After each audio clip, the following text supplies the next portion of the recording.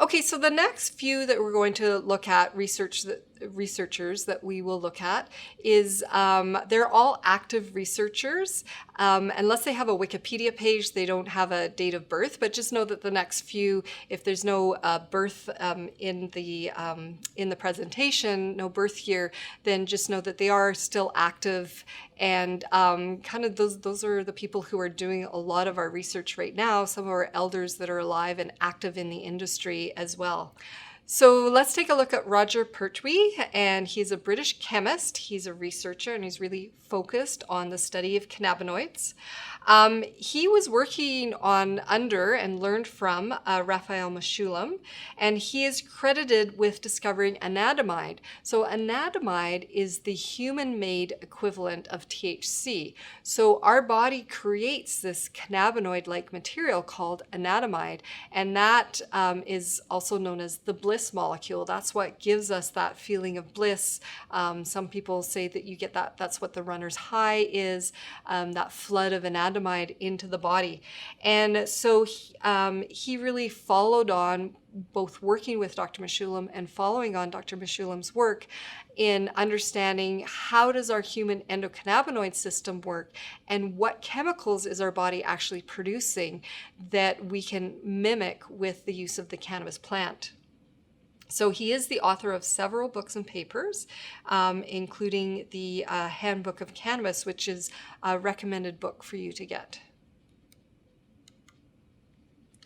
John McPartland, again, active these days, and he's from the University of Vermont, Department of Family Medicine. Again, a notable cannabis botanist and cannabinoid researcher. He has a lot of publications that he has out there, mostly papers, 116 publications, and anything from cultivation of the plant to cannabinoid interaction with the endocannabinoid system. So again, following on that early pioneering work. One of his more notable papers is called The Care and Feeding of the Endocannabinoid System, a systemic review of potential clinical interventions that upregulate the endocannabinoid system. So he kind of first got started to say, like, if we have this endocannabinoid system in our body, could it, if it's not working properly, could that be causing some health issues in people? And so he was kind of the first to get started on that, and kind of following up, working in conjunction with that, is Ethan Russo, another really generous researcher, puts a lot of information online that you can look up. Ethan Russo is a lecturer in the cannabis circuits these days. He's well sought out expert. He knows a lot. He's written a lot of papers as well. He has done a lot of work with some of the synthetic or the first kind of prescription drugs made from cannabis plant, which would be the Sativex drug. And so he kind of worked on the clinical trials of that one. He is considered to be one of the top endocannabinoid researchers in the world right now. His focus on research and development of medicine, supplements, and lifestyle approaches to optimizing the function of the endocannabinoid system, the critical homeostatic regulatory mechanism of human physiology. So if you look him up, again, hours of lectures online that you can watch, and papers that he's either written himself or he has contributed to. And Ethan Russo was the first to talk about a condition that he's kind of dubbed the endocannabinoid deficiency syndrome. And so we'll learn a little bit more about that as well. Moving on to another current researcher, Hugh Blushing. And he is a medical writer and regular contributor to cannabinoid health sciences as well. He's big on mind-body medicine. And evidence-based illness prevention and treatment protocols. So he's kind of more on what we consider like the preventative side, and understanding that our mental health can affect our physical health and vice versa. So in addition to his lifelong passion for integrative medicine, he has quite a few books out, such as the Cannabis Health Index, where he talks about how to use cannabis and other plants, as well as mindfulness, in order to cure or help manage different health conditions that are quite prevalent in today's society. One of my favorite researchers and lecturers right now is Mara Gordon, and her company name is Aunt Zelda. She's from California, and again, really generous with the work. She's appeared in quite a few documentaries. She's a great cannabis advocate. She works a lot with children and using cannabis medicine for children and for treating cancer. She's not shy about sort of breaking through some of the barriers and talking about the things that, that in years past would have got her arrested. So she's an amazing, amazing woman, amazing researcher, amazing lecturer, very caring person, a person on my list of people I would love to meet and have a chat with one day. Because she couldn't do research on cannabis within the United States, she did open up an Australian company that was allowing her to do research into multiple forms of cancer and diabetes-related cognitive decline, as well as trials for autism, chronic pain, and insomnia, using cannabis and the endocannabinoid system to try and help. How can we pioneer some new treatments for these really debilitating diseases? One of the newest documentaries that she is featured in is on Netflix right now, and it's called Weed the People, W-E-E-D, Weed the People. And it's a great documentary, and it really showcases the work that she has done in creating medicine for people and helping them to have much better quality of life. One of the societies that's out there that you might hear a lot about, you might want to start paying attention to, they have international conventions and symposiums every year, is the International Cannabinoid Research Society. It's a great one to look up. It was formally incorporated as a scientific research society in 1992, so it's been around for quite a while. Prior to that, symposia were organized by various research in the field since the 1970s. So we've been researching kind of on the down low, sort of fringe society, researching cannabis medicine for quite a while now. So we have a lot of information that is finally starting to get out into the public realm. Membership in the society has risen from 50 original members in its first year to more than 650 members around the world. And if you're ever so lucky to get to one of those conferences somewhere in the world, you will hear some of these top researchers speaking. So it's one to keep an eye on as well. Let's move now into some of the activists that have been working for us over the years and over the decades. And probably the most well-known is Jack Herer. And he lived from 1939. We lost Jack Herer back in 2010, not so long ago. It's interesting because Jack Herer was a fellow who originally, when he first was married, had his children, he was vehemently against cannabis. He thought all these hippies that were starting to pop up in the 50s and the early 60s, that they were just lazy and they were trying to avoid going to war because they were too scared. And so he kind of really was looking down on cannabis use. He had fully bought into the propaganda that had been all of society had been subjected to, and he had really bought into that. And it was his second wife. He had got divorced and he had a new girlfriend, and she introduced him to cannabis. And the first time he smoked a joint with her, he's like, oh my God, I've never felt feelings like this before. Is that what this counterculture movement is about? No wonder they don't want to go to war, because it's so silly, it's useless. It sort of really opened his mind up. So then he started researching into what was this cannabis plant? What was its medicine? What has it been used for in the past? And he started to realize that it was, it had been used as a tool for hundreds of thousands of years in human history. And why weren't we using it as a tool now? Why was it outlawed? And he wrote a very famous book that's a little tough to come by right now, but it's in its 11th edition. It's called The Emperor Wears No Clothes, and it's dubbed the authoritative historical record of cannabis and the conspiracy against marijuana.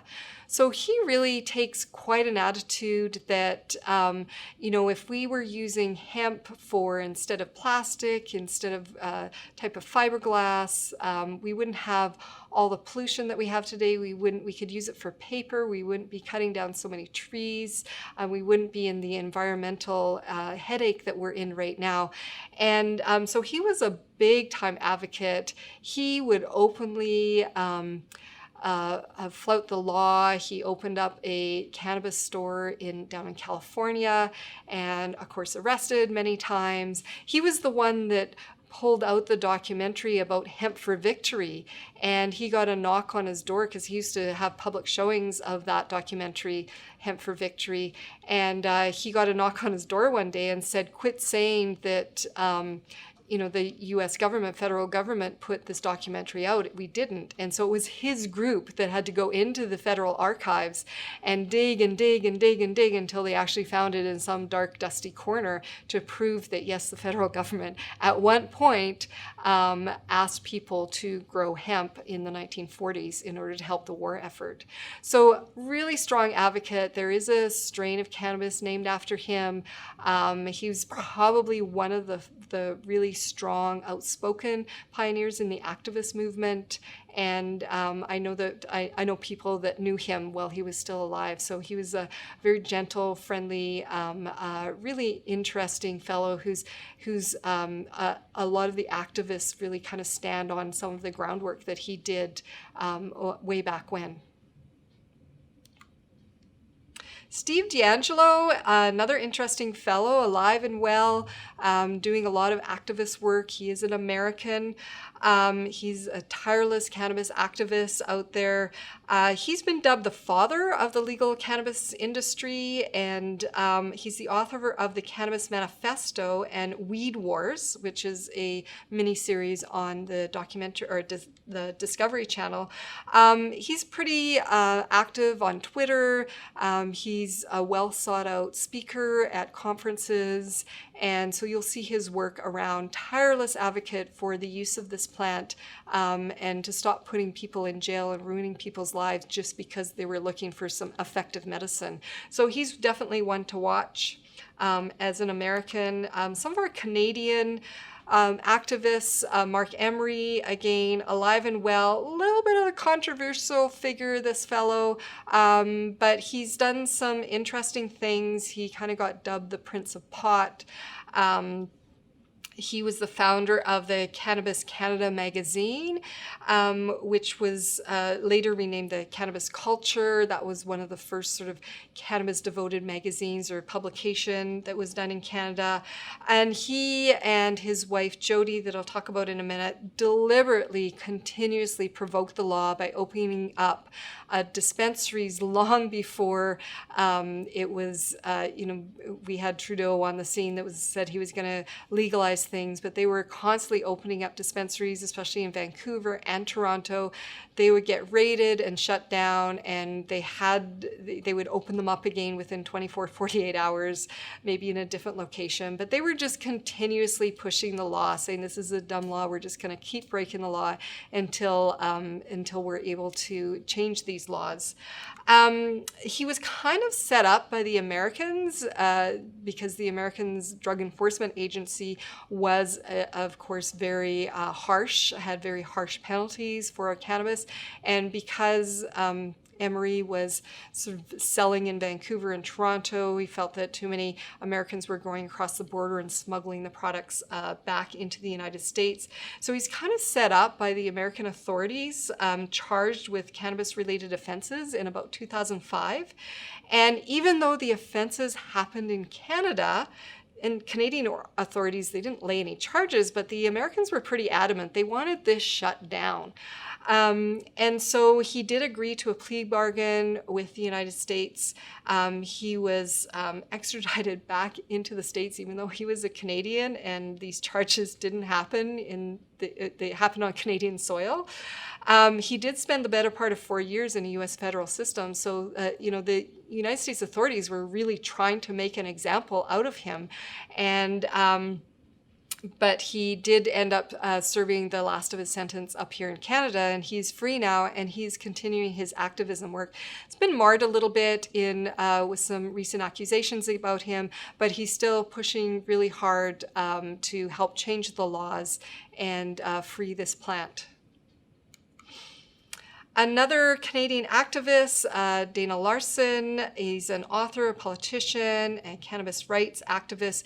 He's the one who founded the Marijuana Party of Canada and the BC Marijuana Party. So I remember when those first parties first came up, I thought, what a joke. But actually it's kind of brilliant, right? Because what better way to bring attention than to have a political party that actually has the name marijuana in it. Of course, we want to use the name cannabis now, but back in the day when that got started, that was kind of a big thing. And it helped to sort of bring attention to the cause. So again, he's still out there, lectures, out fighting the law, pushing for changes as well.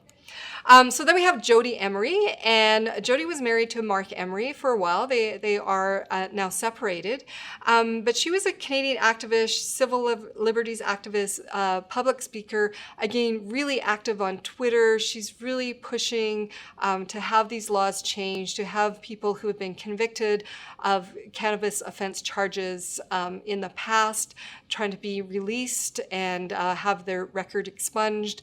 It must be so frustrating for people who are in jail or have charges against them for cannabis possession, when now cannabis possession is now legal in Canada. So what do we do with those people and their criminal records when that's no longer criminal? So Jody's working really hard. She's an amazing speaker. She does the circuit at the trade shows. She's a well sought out speaker.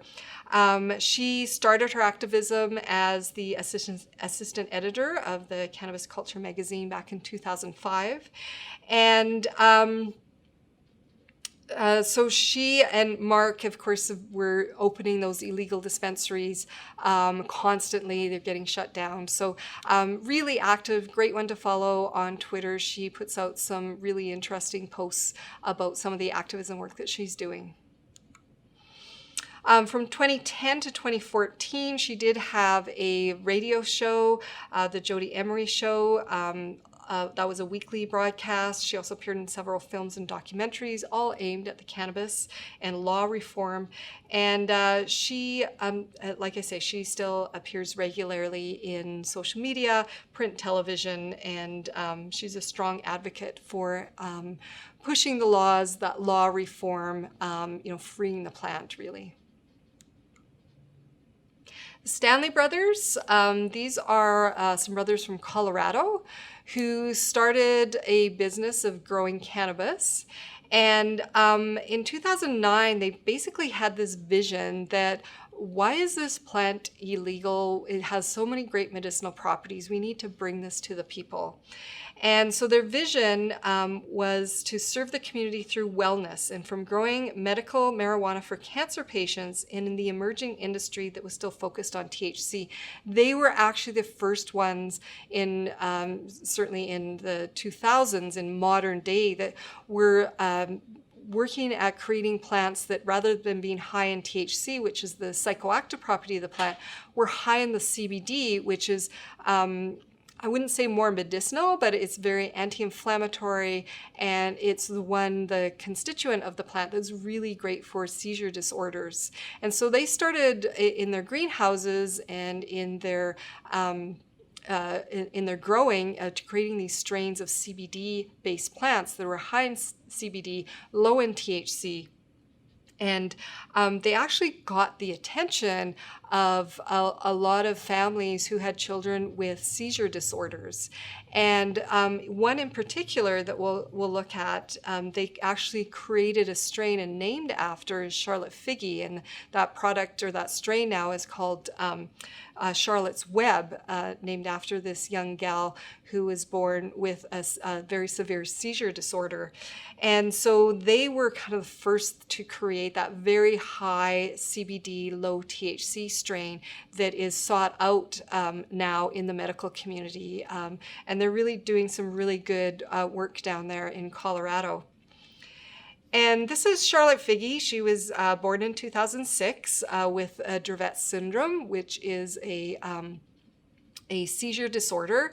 Charlotte was having up to 300 grand mal seizures per day from almost since she was born. And so her family were desperate to try and find some relief for this little girl. And they had heard about the Stanley brothers and their CBD that might help with seizure disorder in children. And so, kind of flouting the law a little bit, they decided to give it a try. Dr. Sanjay Gupta got involved in that. We'll talk about him in a minute, and did a documentary of the first time they were quite vocal about how they were treating their daughter's seizure disorder, and they actually have filmed her having her first CBD treatments and how she went from having hundreds of grand mal seizures today to only just having a few a week or a month. So it really started to give her a really amazing quality of life. And so the family was not shy about bringing her case to the world because they knew so many other people who were having issues with the same health issues with their children as well. So Charlotte Figge is really a pioneer, and what her family has done in bringing her story so publicly.